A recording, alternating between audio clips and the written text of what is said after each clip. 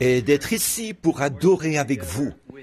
Et maintenant, juste avant le message, j'ai ici sur l'estrade ce soir mon bon ami, le docteur Lee Vail, de la première église baptiste de Lima, dans l'Ohio, qui était l'un de mes commanditaires aux réunions de Lima.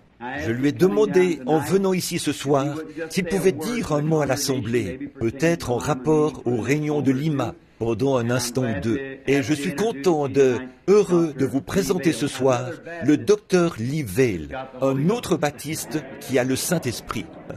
Amen. Que Dieu vous bénisse aussi, frère Vail. Tout cela était vraiment fort, venant d'un pasteur baptiste, n'est-ce pas? Eh bien, nous sommes très heureux d'avoir frère Vail avec nous. Et les portes ici sont certainement ouvertes, afin qu'il revienne nous rendre visite chaque fois qu'il le pourra. Et maintenant, ce soir, demain soir, c'est la mise au tombeau du Seigneur Jésus. Dimanche matin, c'est le service du lever du soleil à 6 heures. Et je crois que le frère a annoncé l'autre partie de ce service. Maintenant, prions pendant un instant. Seigneur béni, ta parole est la vérité. Et nous sommes reconnaissants pour ces hommes qui la manient sans peur, alors qu'ils la portent aux gens. Et comme nous ouvrons la Bible ce soir, ou que nous en tournons les pages, puisse le Saint-Esprit béni venir ouvrir la parole qui nous donne l'intelligence. Par Jésus-Christ, nous le demandons. Amen. Cette grande soirée que nous célébrons, celle de la crucifixion de notre Seigneur béni, j'aimerais lire ce soir les paroles prononcées par ses précieuses lèvres qu'il a fait écrire dans son livre. Dans Matthieu, au chapitre 4, les versets 47 et 48, nous lisons ceci.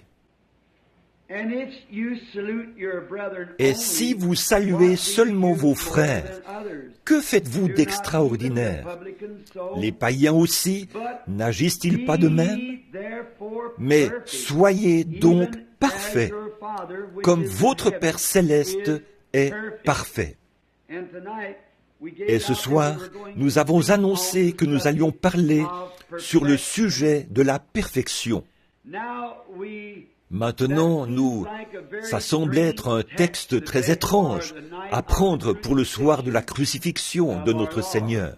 Mais aujourd'hui, peut-être, vous avez écouté la radio et entendu les différents messages et les messagers, comment ils ont présenté ce grand jour terrible où notre Seigneur est mort pour les péchés du monde. Alors ce soir, j'ai choisi de présenter cela sous un autre angle, afin que ce soit un peu différent et un petit rafraîchissement pour vous. Et puisse le Saint-Esprit béni inspirer la parole maintenant, alors que nous nous efforçons de la porter.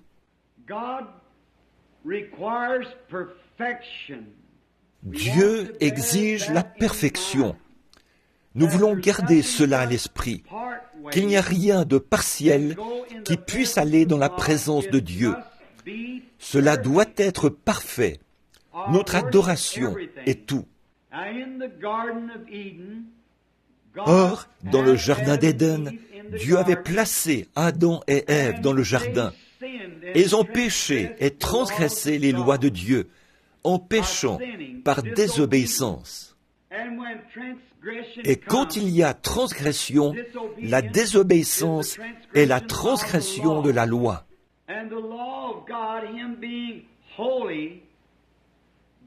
Et la loi de Dieu, lui qui est saint, pur et saint, alors aucune trace d'impiété ne peut jamais se tenir dans sa présence. Donc, si le péché est venu dans le monde par la transgression, alors la question du péché doit être réglée avant que le pécheur puisse se tenir dans la présence de Dieu.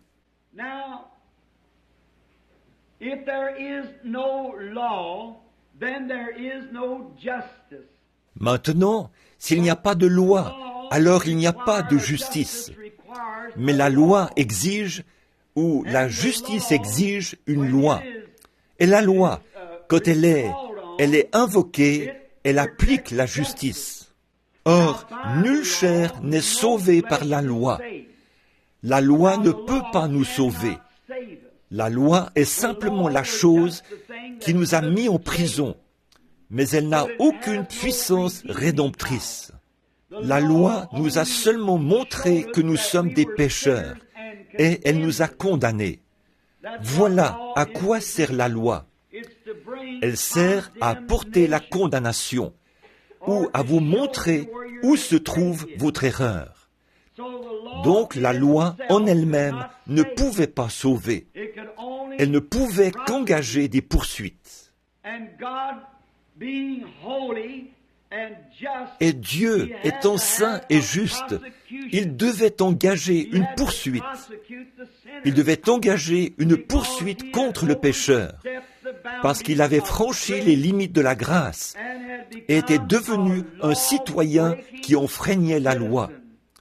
Alors, il devait en subir les conséquences. Toute loi a une sanction. En effet, la sanction d'avoir transgressé la loi de Dieu, c'est la mort.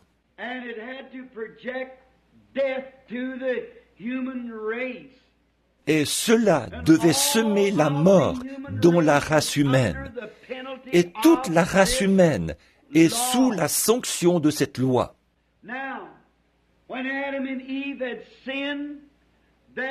Maintenant, quand Adam et Ève ont péché, il n'y avait aucun moyen, aucun remède pour qu'ils puissent revenir dans la présence de Dieu, sauf si ce péché était réglé.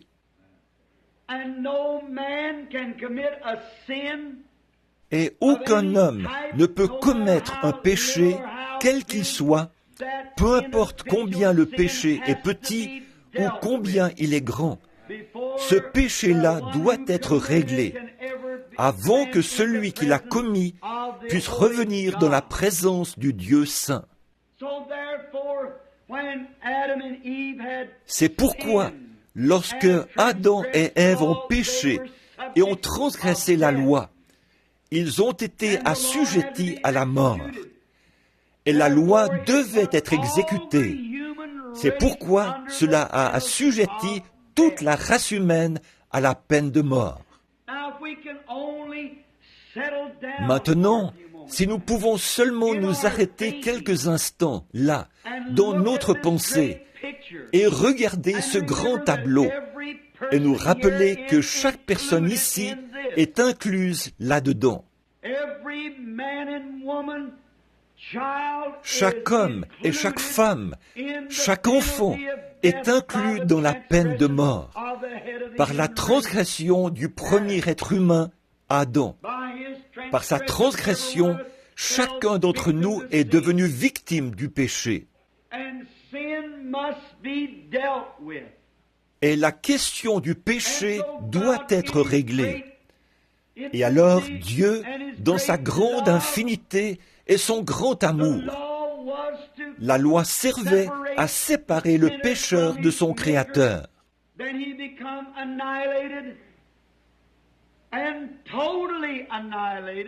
Afin qu'il soit anéanti, totalement anéanti. Il n'y avait aucun moyen pour lui de revenir un jour, à moins que ce péché ne soit réglé.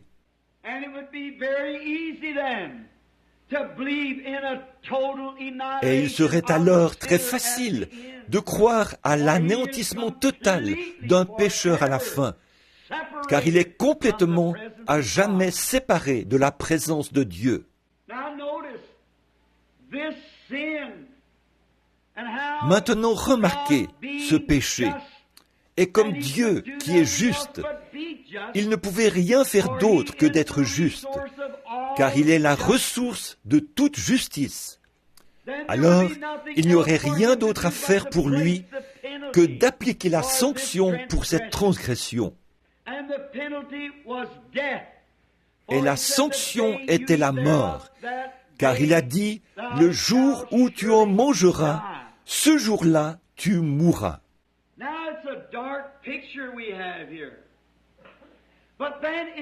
Bon, c'est un sombre tableau que nous avons ici. Mais si nous revenons un peu plus en arrière et que nous découvrons les attributs mêmes de Dieu, la Bible nous dit clairement que Dieu est amour. Mais par contre, du fait qu'il est amour, il doit être juste. Ainsi, l'amour ne signifie pas seulement une chose que l'on peut chouchouter et prendre à la légère. L'amour est la justice de Dieu.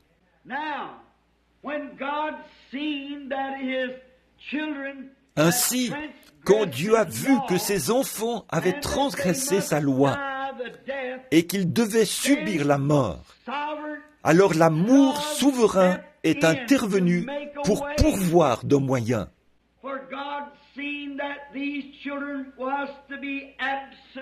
Car Dieu a vu que ses enfants devaient être absolument, totalement anéantis de devant sa face. Il n'y avait rien d'autre à faire, car ils avaient transgressé sa loi, et la sanction de sa loi, c'était la mort. Et alors, l'amour de Dieu s'est élancé pour ses sujets. Et quand l'amour divin est projeté, la grâce souveraine produit l'objet de l'amour. Et Dieu, par prescience, comme il aimait tellement sa race, il a fait mourir un substitut dans le jardin d'Éden, puisqu'il y avait une sanction, c'est-à-dire qu'il s'est servi d'un substitut. Il a pris une petite créature innocente, un petit agneau qui ne connaissait pas le péché.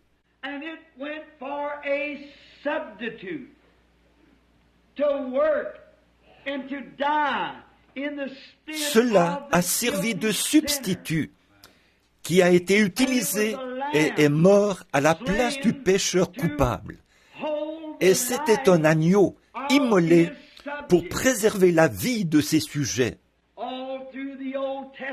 Tout au long de l'Ancien Testament, ils ont offert le sang d'agneaux et de boucs, de brebis, de taureaux et de génisses, la mort d'un substitut. Mais dans toute la grande économie de Dieu, il y avait là, dans sa pensée, le véritable objet qui allait venir, qui serait, c'était des ombres du véritable objet qui allait venir. Et le véritable objet qui allait venir était son Fils unique. Tous les agneaux qui sont morts n'étaient qu'une ombre.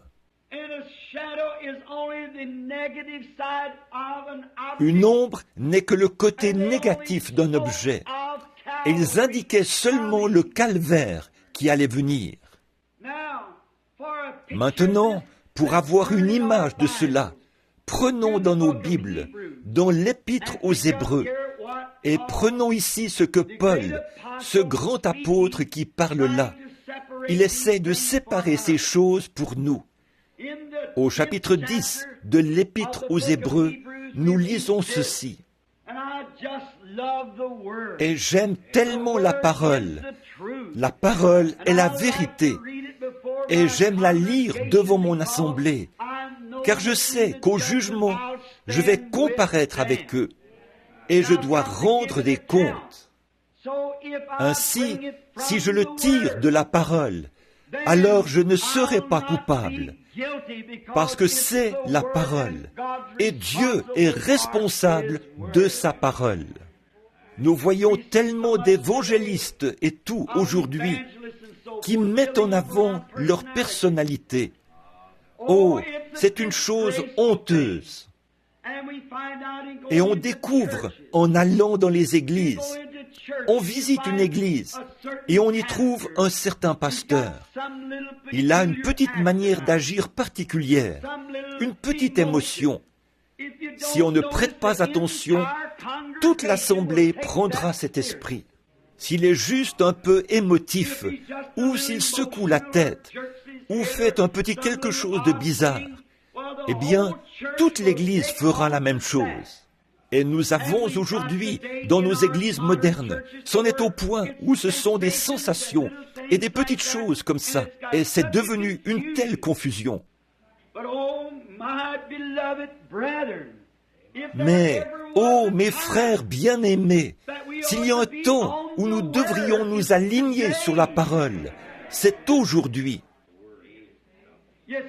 Vous voyez, je n'aimerais pas comparaître au jugement et savoir que j'avais une petite révélation un peu particulière, non fondée, et que j'ai induit les gens en erreur.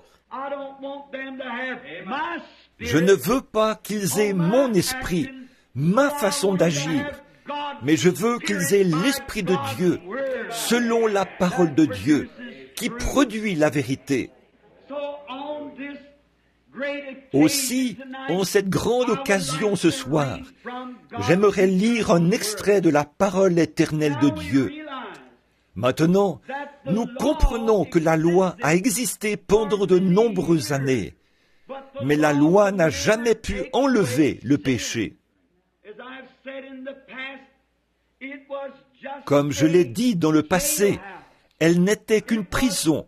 Elle était le grand détective qui vous disait ce que vous aviez fait, mais qui n'avait aucun remède pour vous délivrer.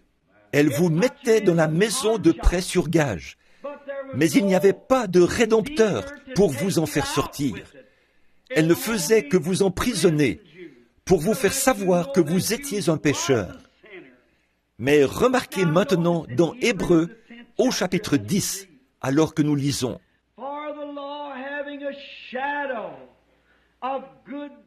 En effet, la loi, qui possède une ombre des biens à venir, et non l'exacte représentation.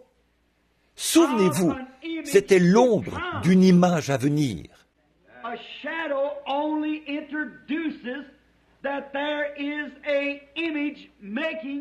Une ombre ne fait qu'indiquer qu'il y a une image qui produit l'ombre.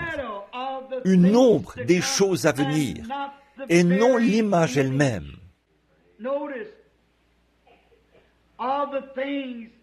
Remarquez, des choses, l'exacte représentation des choses ne peut jamais, par les mêmes sacrifices qui ont été offerts perpétuellement, amener l'assistant à la perfection.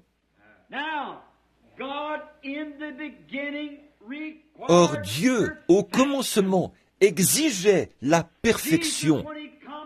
Jésus, quand il est venu sur terre, a dit « Soyez parfaits, comme Dieu dans le ciel est parfait. » Et la loi, qui possède une ombre des choses à venir, ne pourrait jamais amener l'adorateur à la perfection. Vous voyez la situation?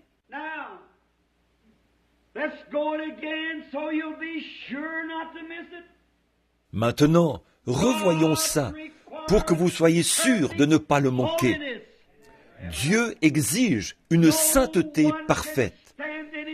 Personne ne peut se trouver dans son image avec la moindre parcelle de péché.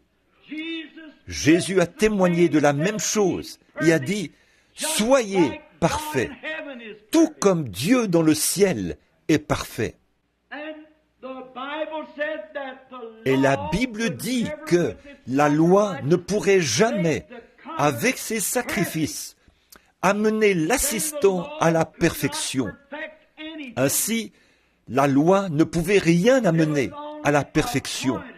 Elle n'était qu'un indicateur. Ces sacrifices, faits chaque année, ne pouvaient jamais amener l'adorateur à la perfection. C'est pourquoi personne sous la loi, ou qui respectait les lois, ou sous les ombres, ne pouvait être parfait.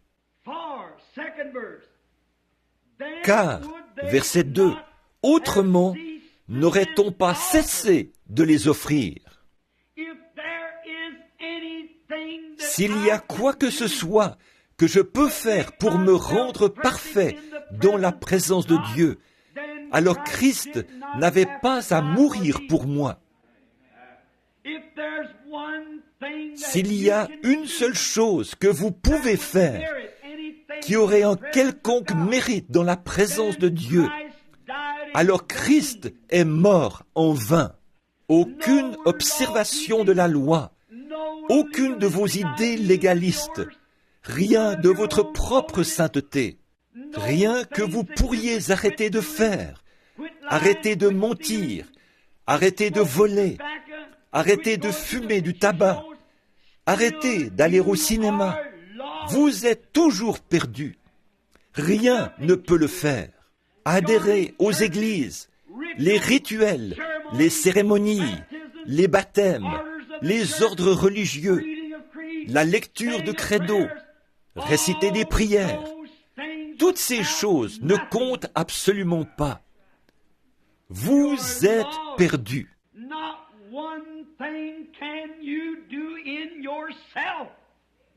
Il n'y a rien que vous puissiez faire de vous-même, car vous êtes un pécheur condamné.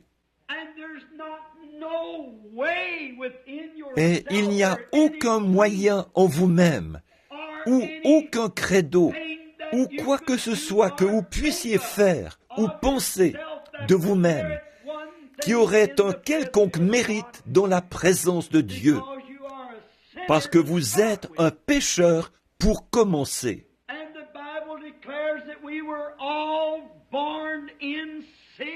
Et la Bible déclare que nous sommes tous nés dans le péché, conçus dans l'iniquité, venus au monde en disant des mensonges. Et Dieu ne pouvait pas prendre un homme et le faire mourir pour l'autre, car l'un est tout aussi coupable que l'autre. Dans la présence de Dieu, l'archevêque né dans ce monde est aussi coupable que le plus vil des ivrognes de la ville.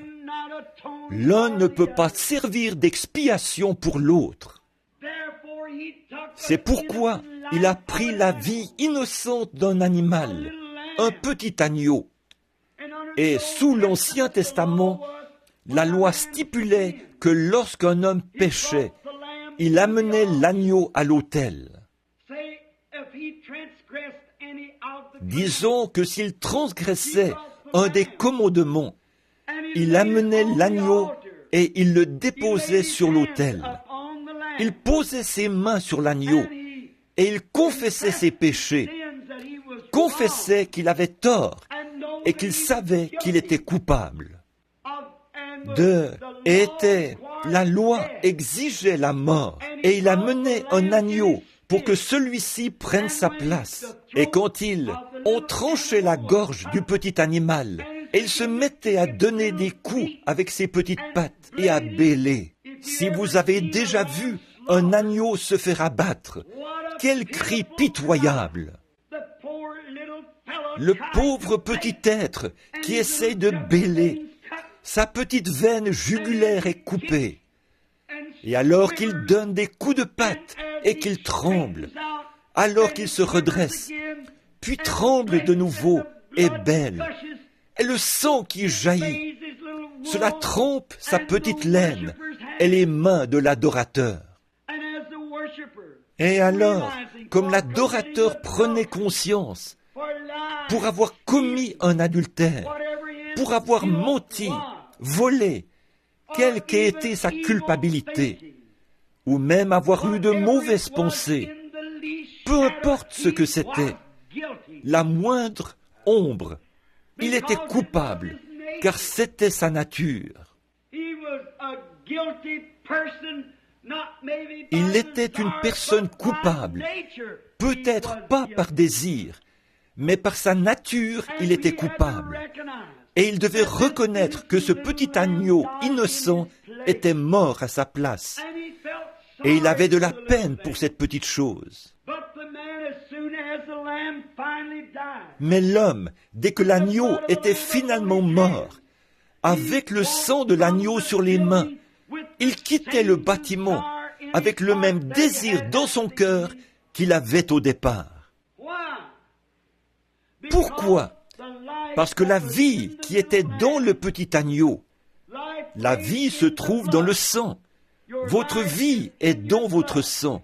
Nous savons ça. Et la vie dans le sang de l'agneau était une vie animale. C'est pourquoi, quand ces petits globules sanguins étaient brisés et que la vie était sortie de l'animal, elle ne pouvait pas revenir sur l'adorateur, parce que l'adorateur était un être humain. Le sang servait de couverture, mais il ne pouvait pas parfaitement faire l'expiation, car l'homme quittait le bâtiment avec le même désir de péché qu'il avait au départ.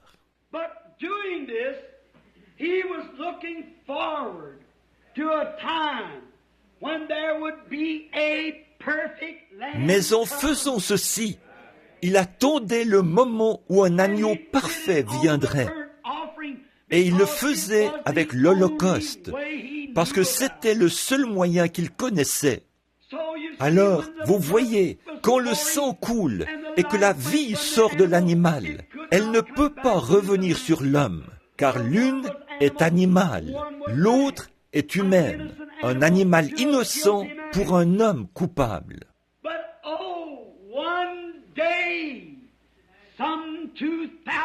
Mais, un jour, il y a environ 2000 ans, l'agneau de Dieu est né dans une petite crèche à Bethléem.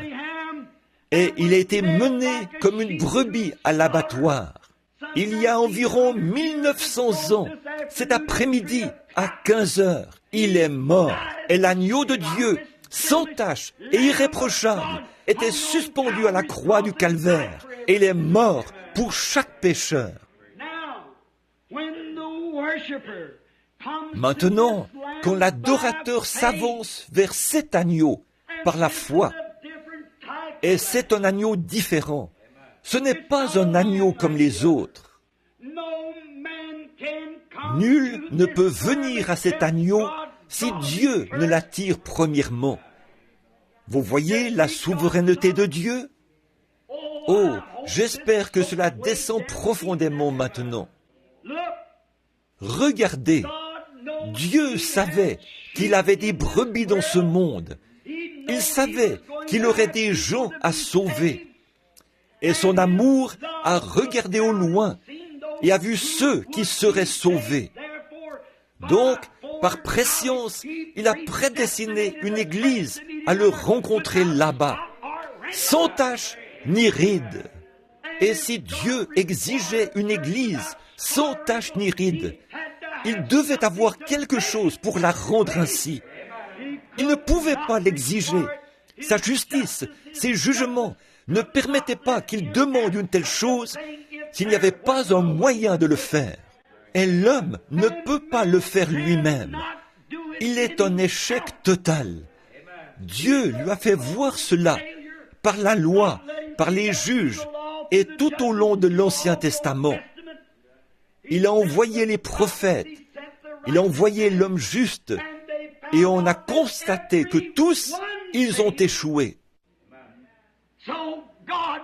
Alors Dieu, par sa grâce souveraine, a envoyé des portes de la gloire, son Fils unique, afin qu'il prenne notre place.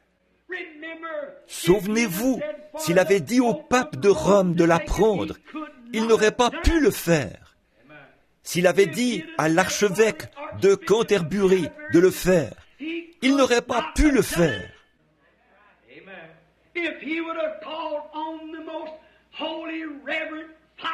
S'il avait fait appel au très saint révérend Père ou à l'évêque du monde, il n'aurait pas pu le faire. Il aurait été tout aussi rejeté que Judas Iscariote l'a été. Il ne pouvait pas le faire, car il était né dans le péché, conçu dans l'iniquité, venu au monde en disant des mensonges, et avait lui-même besoin d'une expiation.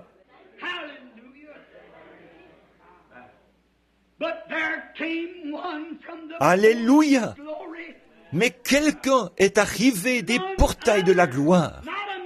Nul autre, pas un homme bon, non plus un juif, ni un homme des nations. Il n'était rien de moins que le Dieu Tout-Puissant, caché dans la chair humaine.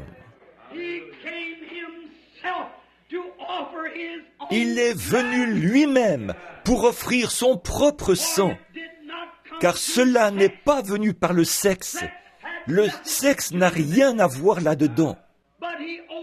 Mais il a couvert une vierge de son ombre, et à partir d'une cellule de sang qu'il a créée lui-même, il a suscité celui qui est innocent. Alors mon salut, le vôtre, ce soir, ne dépend pas des mérites de nos propres actions. Il dépend de l'indéniable grâce souveraine du Dieu Tout-Puissant qui nous a choisis en lui. Certainement, je ne pourrai jamais être parfait, et vous non plus ne pourrez jamais être parfait. Et nous ne prétendons pas être parfaits, mais nous avons cette consolation, c'est que notre foi repose sur un sacrifice parfait qui a déjà été accepté. Alors comment savons-nous que nous recevons cela? Lorsque l'adorateur pose ses mains par la foi sur le corps du Seigneur Jésus et qu'il ressent la terreur du péché et les crachats moqueurs sur son propre visage, qu'il ressent les gémissements de Gethsémané, les douleurs atroces du calvaire, et qu'il sait qu'il est coupable et confesse ses péchés correctement. Ô Seigneur béni, je suis coupable et je n'ai pas d'autre moyen à part toi pour m'aider. Et par la foi, tu invites, le Saint-Esprit est venu et m'invite à venir. Et maintenant, par la foi, j'accepte Jésus comme mon sauveur personnel. Cette vie qui est sortie de lui au calvaire, appelée le Saint-Esprit, qui était cachée dans la cellule de sang du Seigneur Jésus, revient sur l'adorateur et le baptise du Saint-Esprit dans le corps de Christ. Et il est déjà jugé. Vous n'avez pas à vous inquiéter du jugement. Quand je me tourne et que je regarde ce petit crucifix, je me rends compte que cela, représente son corps. Et maintenant, ce corps a déjà été jugé. Dieu ne peut pas être juste et le juger de nouveau, car il est déjà jugé. Dieu a frappé ce corps des jugements de la mort. Et tant que je peux trouver un moyen d'être caché dans ce corps, son jugement a frappé là pour moi et pour vous. Nous sommes libres. Romains 8:1 dit, « Il n'y a donc maintenant aucune condamnation pour ceux qui sont en Jésus-Christ, qui marchent non selon la chair, mais selon l'Esprit. » Voilà, aucune condamnation, peu importe ce qu'il peut advenir. Vous êtes cachés sous le sang. Encore une fois, comment entrons-nous dans ce corps? 1 Corinthiens 12:13 dit, « Par un seul esprit. » Comment est-ce que l'esprit vient? Par le sacrifice. Où se trouvait l'esprit? Dans le sang, dans le cas d'un animal. Pourquoi est-ce que ça ne pouvait pas revenir? C'était un animal. L'esprit animal ne pouvait pas venir sur l'esprit humain et changer quoi que ce soit, car l'esprit humain était d'une vie supérieure que celle de l'animal. Mais l'esprit d'aucun autre homme ne pouvait revenir. Si vous avez l'esprit d'un ancêtre, c'est du spiritisme. Mais Dieu lui-même est venu pour que son propre esprit, qui est l'esprit le plus grand qui existe, puisse revenir par la forme du baptême du Saint-Esprit sur l'adorateur, par le sang de Christ, et le faire entrer dans le corps. Il est alors en sécurité. Regardez, le sang des taureaux et des boucs ne ferait pas l'affaire, car il était faible. Commençons maintenant à lire vers le verset 12. Très bien. Le sang des taureaux et des boucs ne pouvait pas marcher, ni faire l'expiation. Regardez. Mais lui, quel homme? L'évêque? Non. Le pape? Non.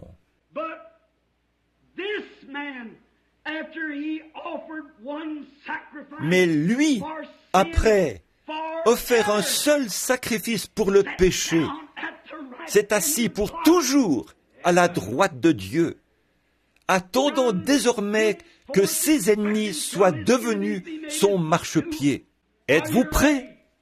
Êtes-vous prêts à recevoir la parole? Écoutez ceci. Et ensuite, je veux que vous vous en laissiez imprégner. Écoutez attentivement, car par une seule offrande, pas chaque année, réveil après réveil, réunion après réunion, jour après jour, mais par une seule offrande, il a amené à la P-E-R-F-E-C-T-I-O-N. Il a, par une seule offrande, il a amené à la perfection. C'est l'exigence de Dieu. Pour toujours ceux qui sont sanctifiés. Voilà, c'est la réponse devant la mort de Christ. C'est la réponse devant le calvaire. Il a, par son propre sang, entièrement racheté nos péchés et amené à la perfection pour toujours ses croyants. Par conséquent, en Christ, nous sommes irréprochables, parfaits dans la présence du Dieu Tout-Puissant. Nous sommes des gens qui vivent au-dessous de leurs privilèges. À cause des doctrines que nous avons adoptées, on nous a enseigné que nous devons atteindre un certain niveau, que nous devons faire une certaine chose. Non, mon frère, ce n'est rien que vous ayez pu faire. C'est ce que Dieu a fait pour vous. Nous sommes maintenant, si nous avons été justifiés par la foi, nous sommes parfaits pour toujours dans la présence de Dieu. Et Jésus a dit, soyez donc parfaits. Alors, ils ont été amenés à la perfection pour toujours. Dieu, par la mort de Christ, il y a 1900 ans aujourd'hui, a amené à la perfection le croyant, qu'il a vu d'avance, avant la fondation du monde, pour toujours. Et ceux qu'il a appelés, il les a justifiés. Ceux qu'il a connus d'avance, il les a appelés. Ceux qu'il a appelés, il les a justifiés. Ceux qu'il a justifiés, il les a déjà glorifiés. Il a amené à la perfection ses croyants. Maintenant, regardez, revenons maintenant au premier verset. La loi qui possède une ombre des biens à venir, et non l'exacte représentation de ces choses, ne peut jamais, par les mêmes sacrifices qui ont été offerts perpétuellement chaque année, amener l'assistant à la perfection. Observez, la perfection, c'est ce dont nous parlons. Autrement, n'aurait-on pas dû cesser de les offrir? Parce que celui qui rend ce culte, étant une fois purifié, n'aurait plus eu aucune conscience de son péché. Que voulez-vous dire? Le mot conscience ici, la bonne interprétation, c'est désir. Et si un homme, l'adorateur, se présente correctement devant Christ, il voit ce qu'il a souffert, et il s'offre à Christ et dit, « Ô Seigneur Dieu, rien en moi ne peut faire une expiation, mais je compte entièrement sur toi. » Alors, le Saint-Esprit entre dans ce cœur humain, et toute la question du péché est réglée à tout jamais. Car tout désir du péché a été ôté de vous.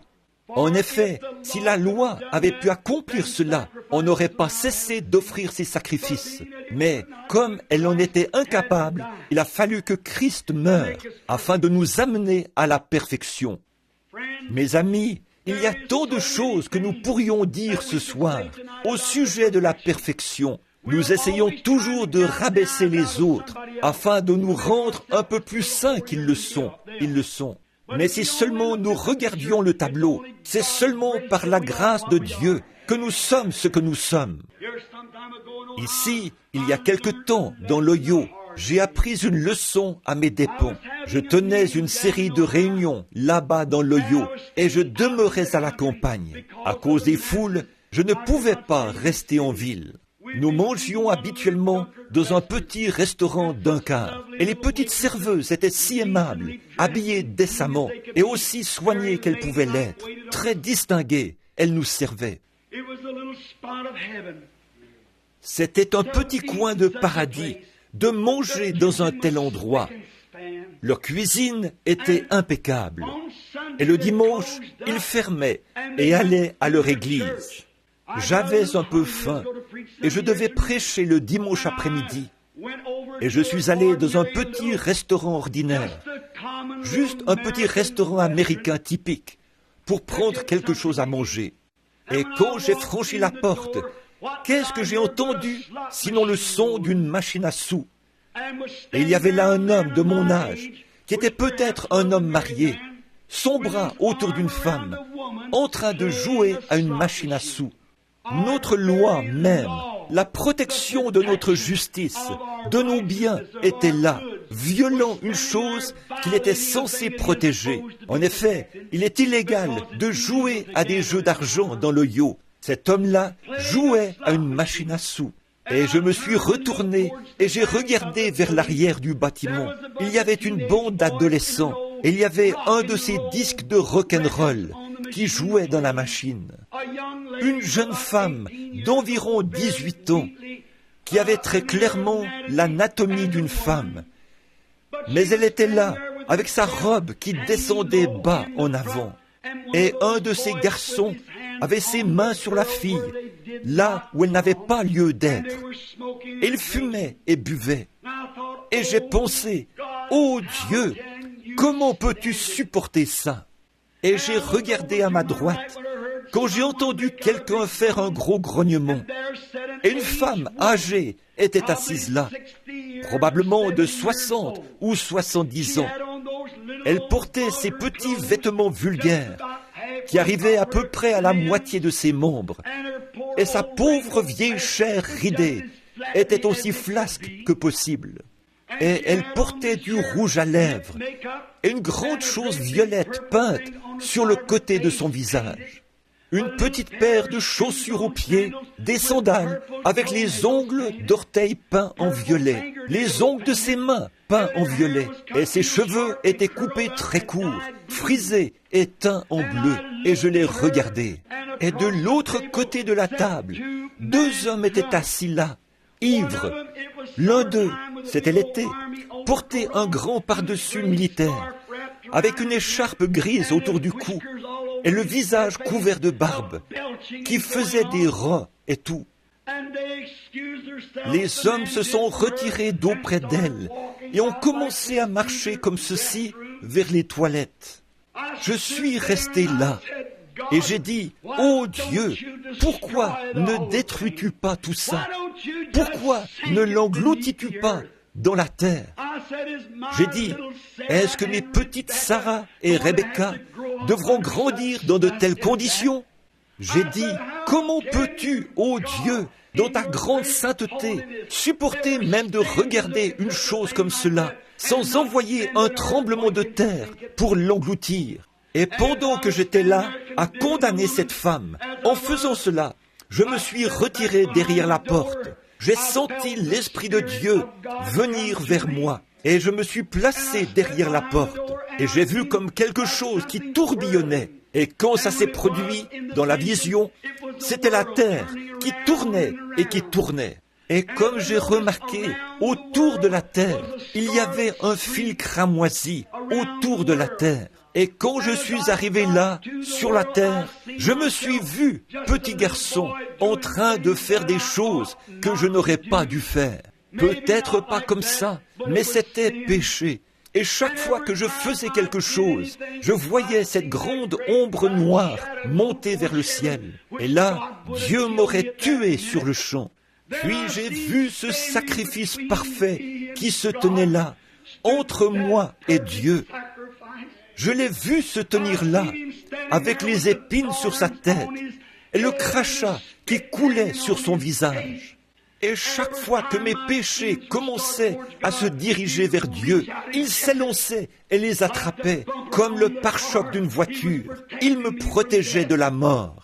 Et chaque fois que je faisais quelque chose de mal, Dieu m'aurait tué. Certainement, sa sainteté l'exige, sa loi l'exige. Et chaque fois que je fais quelque chose, ou que vous faites quelque chose, le sang de Jésus-Christ agit comme un pare-choc.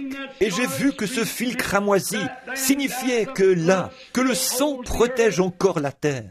Et comme je me tenais là, à regarder, je me suis rapproché un peu plus près, quand j'ai vu qu'il était là. Et je l'ai entendu dire, « Père, pardonne-lui, il ne sait pas ce qu'il fait. » Et j'ai abaissé le regard, et là se trouvait un livre, et il y avait un ange à côté de lui qui tenait le livre. Et chaque fois que je péchais, c'était inscrit dans le livre, et mon nom était dessus. Et je me suis rendu compte qu'un jour, que ce fil de sang serait enlevé et que je devrais me tenir dans la présence de Dieu avec ma vie de péché. Mais j'ai vu que par sa miséricorde, il retenait mon jugement. Je suis allé vers lui humblement. Je me suis agenouillé et j'ai dit, « Ô Jésus, Fils de Dieu, je suis indigne de venir dans ta présence. Mais veux-tu, s'il te plaît, me pardonner pour ce que j'ai fait ?» Il a touché son côté avec sa main, a pris le vieux livre et a écrit « Pardonné » dessus. L'a jeté derrière lui et mes péchés avaient disparu. Puis il m'a regardé d'un regard sévère. Il m'a dit, « Maintenant je t'ai pardonné, mais toi, tu veux la condamner. » Alors j'ai compris ce que ça voulait dire. Comme je sortais de la vision, je me suis avancé vers elle. J'ai dit, « Bonjour ». Elle buvait. Elle a levé les yeux vers moi. Elle a dit, « Oh, bonjour ». J'ai dit, « Puis-je m'asseoir ?» Elle a dit, « J'ai déjà de la compagnie. » J'ai dit, « Je ne le disais pas dans ce sens-là, madame. Je veux simplement vous parler un instant. » Elle a dit, « Asseyez-vous. » Et j'ai dit, « Madame, il y a quelques minutes, je me tenais là, derrière cette porte. » J'ai commencé à lui raconter. Et comme j'ai regardé, les larmes ont commencé à couler sur ses joues. Et elle m'a dit, j'ai dit, « Madame, vous ne voulez pas faire ces choses-là. Jésus est mort et les jugements de Dieu sont retenus par son sang. Vous ne voulez pas faire ça. » Et elle a dit, « Non, monsieur. » Elle a dit, « Mon père était un diacre à l'église. J'ai grandi dans un foyer chrétien. Mon mari et moi étions membres fondateurs et nous vivions une vie chrétienne. » Elle a commencé à me dire qu'après qu'il est mort, elle avait 2 jeunes filles et elle a dévié. Elle m'a dit que ses filles l'avaient quittée et qu'elle avait gâché sa vie. Elle pensait qu'il n'y avait plus aucun espoir pour elle.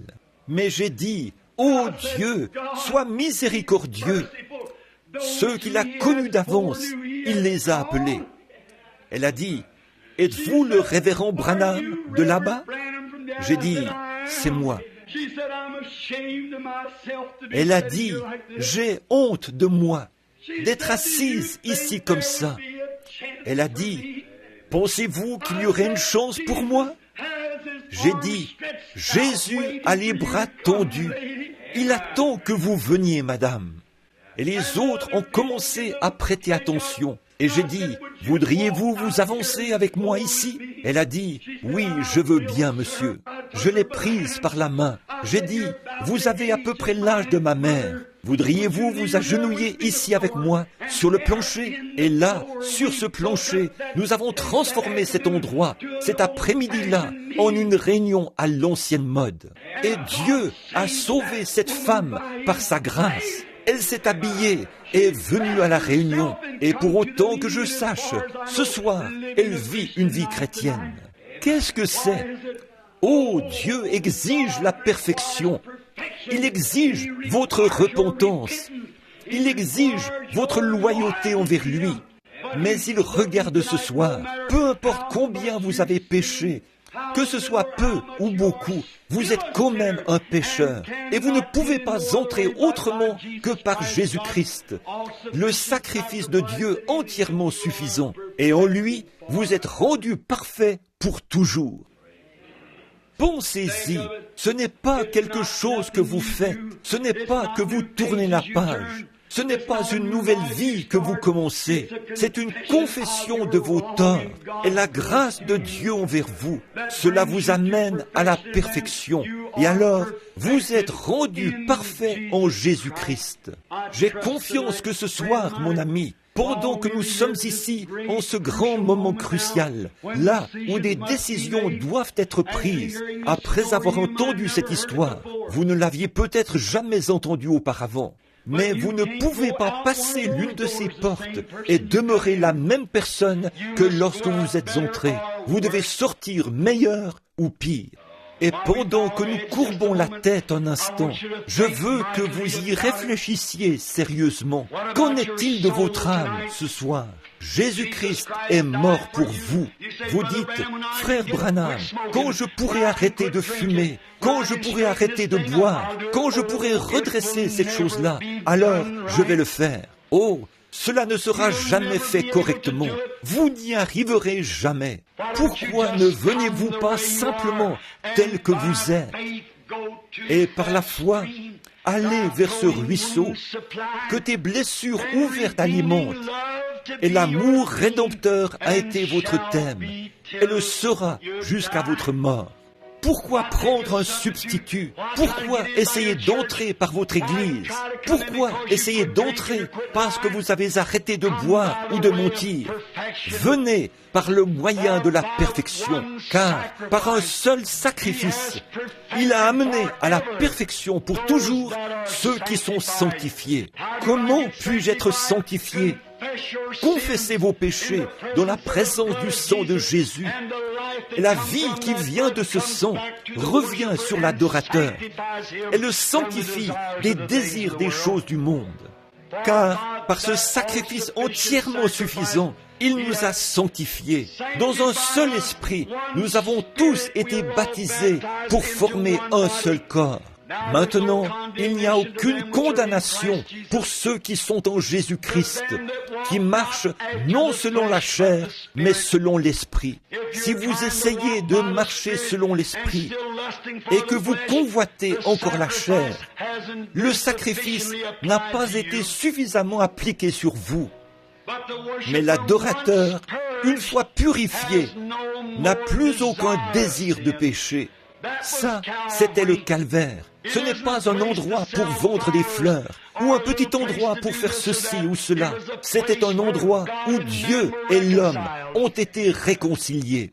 C'était un endroit où la paix et la parfaite sécurité ont été apportées à l'humanité. Pouvez-vous m'accompagner ce soir, mon ami pécheur, au calvaire, et par la foi, appliquer ce sang à votre âme et laisser le Saint-Esprit venir vous sanctifier par son grand sacrifice. Avant que nous prions, voudriez-vous lever votre main vers Dieu et dire, « Ô Dieu, sois miséricordieux envers moi. Je confesse maintenant tous mes péchés en cette soirée du Vendredi Saint et je suis reconnaissant pour les grandes souffrances que Christ a endurées pour moi. Je renonce maintenant à ma propre volonté, à mes propres intentions et à tout, pour te suivre à partir d'aujourd'hui et pour toujours. » Voulez-vous lever la main et dire, « Pensez à moi, frère Branham, dans la prière. C'est la décision de mon cœur. » Y en a-t-il en cette grande soirée, pendant que nous attendons un instant? Par ici, à ma droite, il y en a sûrement un par là. Avez-vous honte de vos péchés? Avez-vous honte de ce que vous avez fait? Le monde ce soir est à la recherche de héros. Et il a des héros, physiquement parlant. Un jour, là-bas, en Suisse, au moment où le sort de la Suisse était en jeu, des gens de la Suisse s'étaient rassemblés dans les champs pour défendre leur économie. La grande armée qui arrivait était trop grande pour eux. Ils étaient tous solidement entraînés. Ils avaient de grandes lances et des boucliers. Les Suisses ne pouvaient rien faire d'autre que de se rendre. Ils étaient acculés au pied d'une montagne. Alors, un héros s'est avancé. Quelqu'un devait mourir, et s'il perdait la bataille, il n'avait rien d'autre que de vieilles lames de faucille et des pierres, des bâtons pour se battre, alors que l'armée qui arrivait avait l'air d'un mur. S'ils étaient conquis, leurs gentilles petites femmes se feraient violer, leurs jeunes filles se feraient violer, leurs bébés se feraient tuer, leurs têtes seraient fracassées, leurs maisons seraient détruites, tout serait perdu. Puis il y avait là un homme dont le nom est trop vite oublié. Il s'appelait Arnold von Winkelried. Il s'est avancé et a dit, « Homme de la Suisse, aujourd'hui, je donne ma vie pour la Suisse. » Il a dit, juste au-delà de la montagne, là-bas, il y a une petite maison blanche. J'ai une femme et 3 enfants qui m'attendent, mais ils ne me reverront plus jamais, car aujourd'hui, je donne ma vie pour la Suisse. Ils ont dit, « Qu'est-ce que tu vas faire, Arnold von Winkelried ?» Il a dit, « Suivez-moi et faites de votre mieux avec ce que vous avez. » Et il a promené les regards sur l'armée jusqu'à ce qu'il trouve là où il y avait le plus grand nombre de lances. Puis il a levé les mains en l'air. Il a couru vers ce grand mur de lances en criant « Place à la liberté! Place à la liberté !» Une centaine de lances se sont tournées pour arrêter sa charge. Il a étendu ses bras et les a regroupés dans son sein, ce qu'il a cloué au sol, et il est mort au bout de ses lances. Ces Suisses l'ont suivi avec des massues et des bâtons. Cette grande démonstration d'héroïsme a mis cette armée en déroute, à un point tel que les Suisses les ont battus et chassés hors du pays. Et ils n'ont plus jamais eu de guerre, depuis ce jour-là jusqu'à aujourd'hui. Tenez-vous là, en Suisse, et mentionnez le nom d'Arnold von Winkelried. Vous verrez des larmes couler sur leurs joues. Pourquoi ? Il a sauvé leur pays. Ça, c'était un grand acte d'héroïsme. C'est rare de voir quelque chose de comparable, et cela n'a jamais été surpassé sur cette terre. Mais, oh, c'était une petite chose à côté de ce qui s'est passé un jour, quand la race d'Adam se tenait là. Les démons arrivaient de tous les côtés. Les prophètes avaient échoué. La loi avait échoué. Le sacrifice des taureaux et des agneaux avait échoué. La nature de l'homme avait échoué. Tout.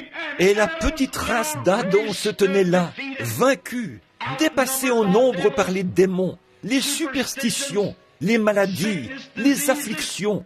Il y en a un qui s'est avancé dans le ciel et a dit, « Aujourd'hui, je vais mourir pour la race d'Adam. » Il est venu sur la terre et a été fait chair.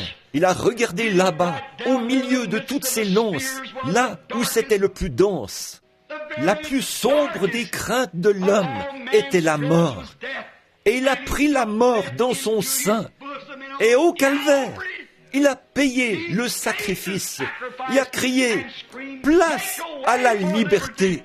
Et il crie à son Église « Prenez ceci, ce que je vous ai laissé, mon sang et mon esprit, et combattez avec tout ce que vous avez. » Nous pouvons vaincre ce soir grâce à cela, mon ami. Vous pouvez chasser le diable loin de vous. Chaque ennemi qui se trouve dans votre vie, il peut être chassé par le sang et l'Esprit de Christ. Et vous pouvez vous tenir parfait dans sa présence. Christ a frayé le chemin. Pourriez-vous simplement lever votre bras vers lui et dire « Pardonne-moi, que Dieu vous bénisse, frère. Quelqu'un d'autre, sois miséricordieux envers moi, ô Dieu. » Je confesse maintenant mes torts. Y a-t-il des membres d'église tièdes qui vont à l'église tous les jours et qui essayent peut-être d'être aussi pieux que possible? Mais vous savez que le tempérament colérique et l'indifférence, l'égoïsme et des habitudes s'accrochent à vous, si bien que vous n'avez pas la victoire. Voudriez-vous être purifié de tout cela par le sang ce soir? Car l'adorateur, une fois purifié, n'a plus conscience. Aimeriez-vous lever la main, vous, les membres d'église? Que Dieu vous bénisse, madame. Levez vos mains et dites, frère Branham, pensez à moi dans la prière. Que Dieu vous bénisse, madame. C'est vrai, c'est la vraie chose à faire. Que Dieu vous bénisse là-bas derrière, monsieur. Quelqu'un d'autre, levez la main, dites, ô Dieu, sois miséricordieux envers moi. Je sais que je professe le christianisme, mais je ne le vis pas. Je sais que je ne le vis pas. Et dans mon cœur, je ne suis vraiment pas en règle avec toi. Je veux être l'un des élus de Dieu. Je sens dans mon cœur que je le suis, mais je n'ai jamais rejeté les fardeaux qui m'enveloppent si facilement. Et je veux les rejeter ce soir. Et par la grâce de Dieu, je vais le faire. Priez pour moi. Voulez-vous lever la main? Que Dieu vous bénisse, madame. Quelqu'un d'autre? Juste encore un peu, nous attendons. Pendant que nous attendons silencieusement, que tout le monde maintenant, avec la tête inclinée en prière, fredonne doucement ceci maintenant.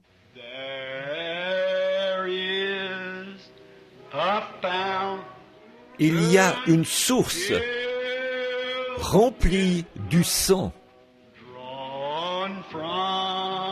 des veines d'Emmanuel.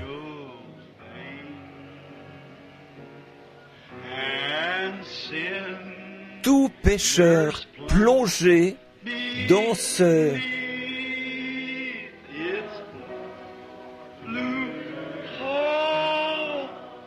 est lavé de tout péché.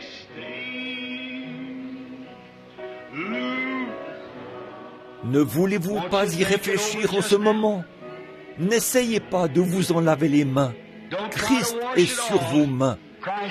Pilate a essayé de le faire ce matin-là, vers 6 heures. Mais ses mains sont toujours couvertes de sang, coupables de sang. Vous savez ce qui lui est arrivé. Il est allé en Suisse, bien des années plus tard. Il a perdu l'esprit et il a trouvé la mort après avoir plongé dans un bassin d'eau. Ce matin, en Suisse, des centaines de personnes viennent voir la scène. De l'eau bleue qui bouillonne du fond de ce grand bassin d'eau. Ils le font chaque année. C'est une vieille légende. On dit que Dieu a refusé que l'eau lui lave les mains. Frère, peu importe combien de fois vous vous faites baptiser, quoi que vous essayez de faire, rien ne purifiera vos mains, sauf le sang de Christ. Dieu a refusé cela. Et l'eau bleue, après presque 2000 ans, bouillonne encore. Dieu refuse cela. Votre propre justice ne peut pas purifier vos péchés. Rien d'autre que le sang de Jésus. Pensez-y maintenant. Nous allons prier dans un instant. Je me demande si je peux demander quelque chose ce soir. Quand il s'est tenu là, dans le prétoire de Pilate, ce matin-là, et qu'il a dit, si mon royaume était de ce monde, je pourrais invoquer mon Père, et il m'enverrait aussitôt 12 légions d'anges, et un seul d'entre eux pourrait détruire le monde. Je lui parlerai, et 12 légions d'anges seraient à ma disposition. Il aurait pu le faire, mais il est resté là, doux et humble, pour prendre votre mort et vos péchés. Serez-vous assez reconnaissant pour ce sacrifice ce soir, vous qui en avez besoin et qui avez besoin des bénédictions de Dieu? Voulez-vous vous lever pour cette prière? Levez-vous simplement, vous qui voulez qu'on pense à vous dans cette prière, et dites, « Ô Dieu, sois miséricordieux envers moi, je suis coupable, j'ai fait des choses mauvaises, et je veux maintenant accepter mon pardon par Jésus-Christ. » Voudriez-vous vous lever maintenant? Que Dieu vous bénisse, jeune dame. Ça, c'est du courage. Restez debout là. Est-ce que vous voulez dire que vous avez levé la main et que là, vous n'êtes pas assez sincère pour vous lever? À quoi l'Évangile vous a jamais servi? Oh, on prend l'Église à la légère, on prend Dieu à la légère. L'heure est bientôt arrivée. Un de ces jours, une bombe atomique frappera quelque part par ici, l'une de ces grandes usines de poudre explosive. Il n'y aura pas une fraction de seconde pour y réfléchir. Il sera trop tard alors, et peut-être avant Pâques prochain, ou même ce Pâques-ci. Ne voulez-vous pas vous lever maintenant et dire « Ô Dieu, sois miséricordieux envers moi. un pécheur. J'accepte maintenant Christ, car il s'est offert comme victime expiatoire pour mes péchés. Et par sa grâce, et seulement par sa grâce, je demeure dans la présence de Dieu. Voulez-vous confesser vos torts? Celui qui cache ses péchés ne prospérera pas. Celui qui confesse son péché obtient miséricorde. C'est à vous de décider. Il observe.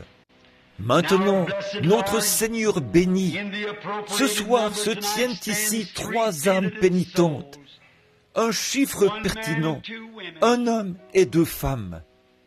Et je pense au calvaire, Seigneur, lorsque d'un côté, l'un a dit, « Seigneur, souviens-toi de moi quand tu viendras dans ton règne. » L'autre a dit, « Si c'est toi, fais-nous voir un miracle, retire-nous de la croix et sauve-toi toi-même. » Et l'autre a dit, « Ô Dieu, sois miséricordieux envers moi. » Et ta tête s'est tournée vers la droite, et tu as dit, « Aujourd'hui, tu seras avec moi dans le paradis. » Mais tu n'as rien dit à l'autre, parce qu'il n'y avait pas de repentance. Et Dieu notre Père, je prie que ceux-ci, peut-être, j'espère bien qu'ils sont les 3 seuls dans le bâtiment, qui ressentent qu'ils ont vraiment besoin de confesser leurs torts. Mais ils sont venus par le moyen entièrement suffisant, le moyen de la croix. Pardonne-leur, Seigneur, et bénis-les. Ils se tiennent ici ce soir, comme tu t'es tenu pour eux, dans le prétoire de Pilate, comme tu t'es tenu pour eux, entre les cieux et la terre, quand le soleil s'est couché, et que la lune refusait de donner sa lumière, et que le voile du temple s'est déchiré du haut en bas. Je te prie, ô Dieu, de les bénir et de leur accorder ta miséricorde, de les purifier par ton sang et baptise-les par ta puissance de sanctification pour former le corps de ton propre Fils, Jésus-Christ. Alors ils seront préservés pour tout le temps et pour toute l'éternité. Bénis les autres qui sentent qu'ils sont en règle, qu'ils ont déjà rempli toutes ces choses. Je te prie de leur accorder cette bénédiction au nom de Christ. Amen. Que Dieu vous bénisse. Et vous qui êtes près de ceux qui se sont levés, tendez la main et serrez-leur la main. Quelqu'un, et dites que le Seigneur vous bénisse. C'est bien, comme donner la main d'association. Nous sommes maintenant juste un peu en retard dans nos réunions. Combien aime le Seigneur Jésus? Levez la main. Je me demande, en silence maintenant, ou en étant aussi tranquille que possible, en commémoration de celui qui est omniprésent, qui est ici ce soir, si nous pouvons chanter doucement. C'était à la croix où mourut mon Sauveur. Je suis venu brisé de douleur. Là, son sang. Quand vous avez rempli l'exigence, posez vos mains sur lui. Là, son sang purifia mon cœur. Oh, à son nom la gloire. Chantons maintenant doucement, comme nous courbons la tête devant lui.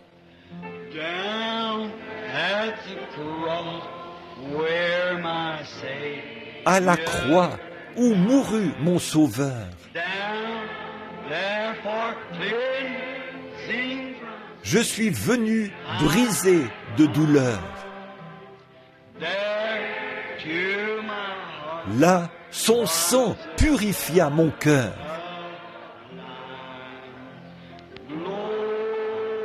À son nom la gloire.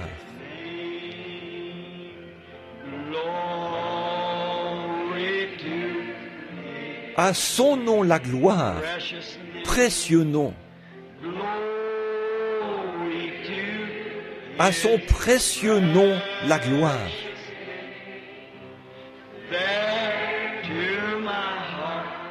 Là, son sang purifia mon cœur. À son nom la gloire.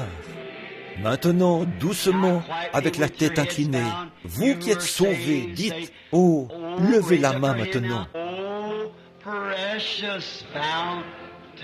Ô précieuse fontaine qui sauve du péché,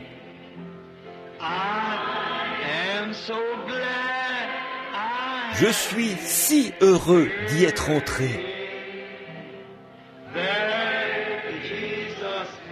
Là, Jésus me sauve et me garde pur.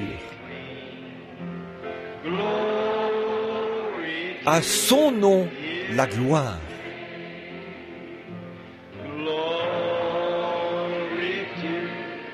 À son précieux nom, la gloire.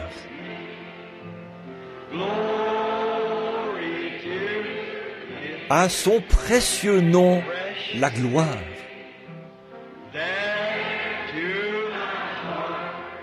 Là, son sang purifia mon cœur.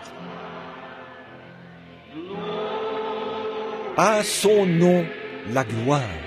Maintenant, avec les mains baissées, la tête inclinée, ça me revient à l'esprit. Quelqu'un a appelé il y a quelques instants et a dit que quelqu'un voulait qu'on pense à lui ce soir, dans la prière, pour son corps. Il ne pouvait pas revenir à la réunion de dimanche soir, pour le grand service de guérison. Voulez-vous vous lever, vous qui voulez qu'on pense à vous dans cette prière, en ce moment?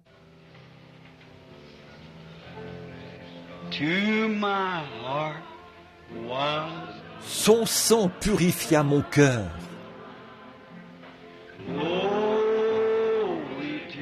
À son nom, la gloire. À son nom. Maintenant, avec la tête inclinée, il a été blessé pour vos transgressions, meurtri pour votre iniquité. Le châtiment qui vous donne la paix est tombé sur lui. Et c'est par ses meurtrissures que vous avez été guéris. À son nom, la gloire. Maintenant, Père béni, comme nous nous approchons humblement de la croix à cet instant, où la grâce et la miséricorde m'ont trouvé, là où l'étoile brillante du matin a répandu sa lueur autour de moi, ces malades sont ici dans ta présence. Ils croient maintenant par la foi. Ils regardent ce dos meurtri là-bas. Et par ces meurtrissures, nous avons été guéris. Très Saint Père, nous venons en confessant notre foi, croyant que tu guéris nos corps malades par les grandes souffrances subies pour autrui par le Seigneur Jésus. Et nous adressons pour ces gens qui sont debout une prière de la foi qui guérira les malades, comme tu l'as promis. Et ce soir, nous formons ensemble un seul bloc, tes croyants. Tu as dit, là où 2 ou 3 sont assemblés, je serai au milieu d'eux. Et nous demandons miséricorde pour eux, afin que ta grâce puisse maintenant toucher leur âme intérieure, que quelque chose s'ancrera profondément, qu'ils sauront que Christ est ici et qu'il leur a parlé. Il a dit, mon enfant, j'ai porté ta maladie là-bas au calvaire. Maintenant, décharge-toi simplement sur moi de tous tes soucis, car je prends soin de toi, et qu'il soit guéri complètement, car nous le demandons au nom de Jésus. Amen. Et comme ils s'assoient maintenant, que quelqu'un près d'eux leur impose les mains, quelqu'un qui priait pour eux. La Bible dit, ils imposeront les mains aux malades, les malades seront guéris. Que le Seigneur vous bénisse. Si je ne me trompe pas, l'homme que je suis en train de regarder, n'est-ce pas celui qui était guéri ici il y a quelques jours, ou il y a quelques dimanches, qui était sourd, ou avait un problème aux oreilles? Je vois que vous appréciez la réunion ce soir. Vous m'entendez bien maintenant? C'est bien, merveilleux. Levez-vous un instant. Combien se souviennent qu'il était ici? Et il est passé dans la ligne de prière. On l'a amené sur l'estrade, et le Seigneur l'a guéri et rétabli. Que le Seigneur soit béni. Merci mon frère pour votre témoignage. Il pourrait y en avoir des douzaines. Mais n'est-il pas merveilleux? Maintenant, nous voulons vous voir demain soir de bonne heure, puis dimanche matin de bonne heure, dimanche après-midi, et si vous pouvez revenir pour le service de guérison dimanche soir, jusqu'à ce que nous nous revoyions, levons-nous et chantons le cantique que nous chantons au moment de nous séparer. Revêt-toi du nom de Jésus. Revêt-toi du nom de Jésus. Ô toi, enfant de tristesse, il va te procurer. Tournez-vous et serrez la main de tout le monde maintenant. Prends-le partout où tu vas. Précieux nom, tournez-vous et serrez la main des gens. Nom si doux, espoir de la terre, joie du ciel. Précieux nom, nom si doux, espoir de la terre, joie du ciel. Bon, regardez-la. Nous nous courberons devant lui. Nous prosternons à ses pieds pour le couronner roi des rois. Le voyage terminé. Précieux nom, nom si doux, espoir de la terre, joie du ciel.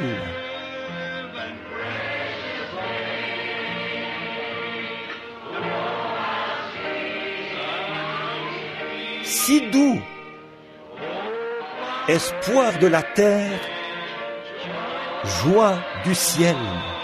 Maintenant, souvenez-vous de la chorale Neuville, l'émission du Quatuor diffusée le matin, WLRP, à 9h, et celle de Frère Stricker, à 9h45, dimanche matin. Je viens d'enregistrer une bande pour lui cet après-midi sur le sujet de la résurrection. Et maintenant, jusqu'à ce que nous nous revoyions, que les bénédictions du Seigneur soient avec vous, alors que nous courbons la tête. Et je vais demander à mon bon ami et frère Palmer, de Macon, en Géorgie, s'il veut bien terminer la réunion par la prière. Alors prions, frère Palmer.